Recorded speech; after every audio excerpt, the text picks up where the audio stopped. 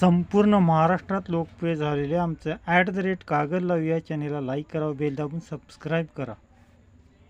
जिल्हाधिकारी विजय राठोड यांची ग्रामीण रुग्णालय कागलला भेट. कोल्हापूर जिल्ह्याचे नवनियुक्त जिल्हाधिकारी विजय राठोड यांनी ग्रामीण रुग्णालय कागल येथे नियोजित वेळेनुसार प्रत्यक्ष भेट देऊन रुग्णालयाच्या कामकाजाची सविस्तर पाहणी केली. त्यांच्या या भेटीमुळे रुग्णालयातील अधिकारी व कर्मचाऱ्यांमध्ये नवचैतन्य निर्माण झाले असून प्रशासनाबाबत सकारात्मक संदेश गेला आहे.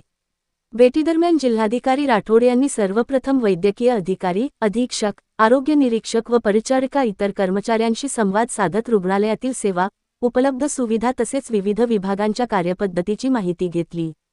त्यानंतर त्यांनी बाह्यरुग्ण विभागापासून OPD ते आंतररुग्ण विभागापर्यंत IPD सर्व विभागांची पाहणी केली. डायलिसिस विभागाची प्रशंसा केली. रुग्णालयात उपचार घेणाऱ्या रुग्णांशीही त्यांनी प्रत्यक्ष संवाद साधला. रुग्णांना मिळणाऱ्या आरोग्यसेवा, उपचारांची गुणवत्ता, औषधांची उपलब्धता आणि कर्मचाऱ्यांचे वर्तन याबाबत त्यांनी चौकशी केली. यावेळी बहुतांश रुग्णांनी ग्रामीण रुग्णालयात मिळणाऱ्या सेवांबाबत समाधान व्यक्त करत प्रशासन आणि आरोग्य यंत्रणेचे कौतुक केले. अधिकारी व कर्मचारी यांच्या समर्पित सेवाभावाबद्दल समाधान व्यक्त केले. पाहणीदरम्यान अधिकारी व कर्मचाऱ्यांनी मांडलेल्या विविध अडीअडचणी त्यांनी गांभीर्याने ऐकून घेतल्या. संबंधित समस्या तातडीने मार्गी लावण्यासाठी आवश्यक उपाययोजनांबाबत चर्चा करून सकारात्मक भूमिका घेतली. जिल्हाधिकाऱ्यांच्या सोबत तहसीलदार अमरदीप वाकडे, प्रांताधिकारी चौगुले उपस्थित होते.